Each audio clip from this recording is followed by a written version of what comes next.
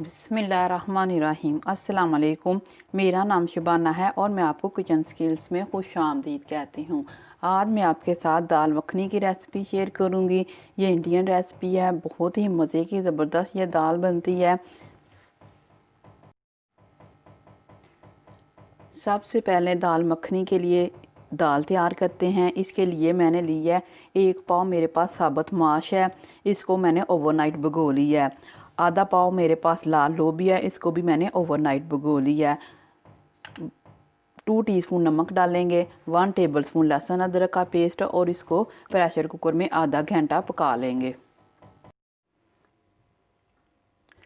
माश की दाल साबुत है, ये लाल लोबिया, नमक, लहसुन अदरक का पेस्ट। आपने पानी इतना डालना है कि ये दोनों चीज़ें अच्छी तरह गल भी जाए और तकरीबन कप 1.5 कप पानी बच जाए।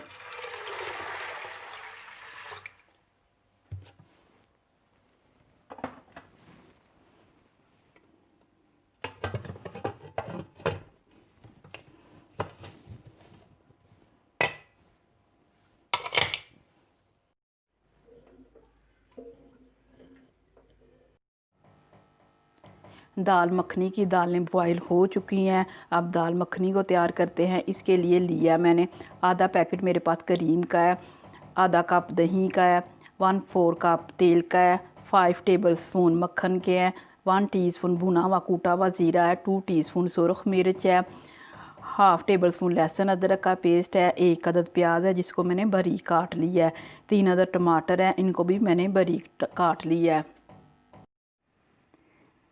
तेल डाल दिया,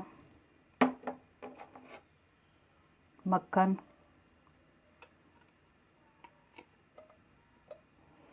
इन दोनों को हल्का सा गर्म करेंगे और प्याज डालकर लाइट गोल्डन कलर आने तक पकाएंगे।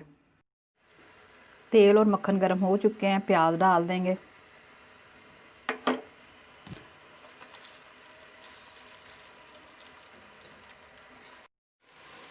लाइट गोल्डन कलर प्याज का हो चुका है। अब इसमें बाकी चीज़ें डालते हैं।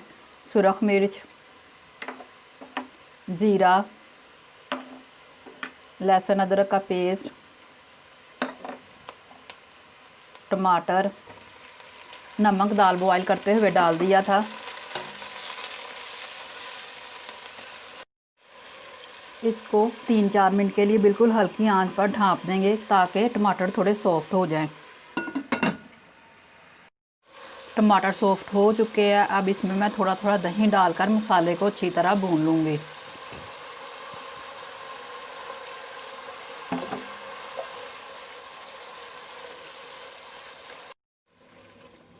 मसाला अच्छी तरह भून चुका है। अब इसमें मैं ये बॉईल की हुई दालें डाल दूँगी और तेज़ आंच पर 4 से 5 मिनट पकाऊँगी ताकि मसाला और दाल अच्छी तरह मिक्स हो जाए।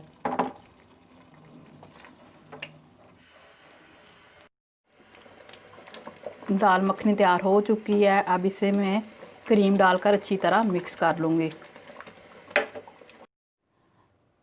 दाल मखनी तैयार हो चुकी है। मैंने इसको क्रीम से और मक्खन से गार्निश किया है। बहुत ज़बरदस्त रेसिपी है, बहुत ही मज़े की दाल मखनी बनी है। अगर आपको मेरी वीडियो पसंद आई है तो इसको लाइक शेयर और मेरे चैनल को सब्सक्राइब कीजिए। ऐ हमारे मौला हमें हर दुख मुश्किल परेशानी और आजमाइश से बचाना। आमीन सुम्मा आमीन। अल्लाह हाफिज़।